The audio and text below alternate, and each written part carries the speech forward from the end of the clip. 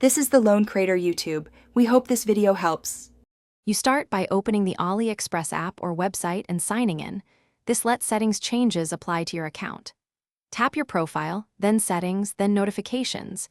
If you use the site, open account right arrow settings, right arrow notifications. Once in the notifications panel, you'll see categories like orders, promotions, and messages. Go ahead and note which categories you want off. This prevents missed tracking alerts. Make the first switches now. Disable the obvious push and promotional toggles so fewer alerts reach your device. Now you're refining which alerts remain.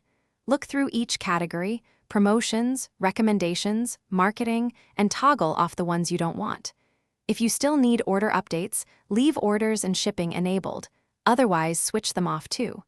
Make sure to separately disable email and SMS notifications in the same panel if you don't want messages there. Once done, open your phone system. Settings to confirm the Aliexpress app isn't allowed to send push notifications at the OS level.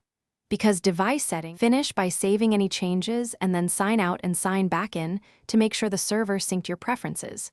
If you still get unwanted alerts, clear the app cache or uninstall and reinstall the app. This resets local settings that can cause conflicts.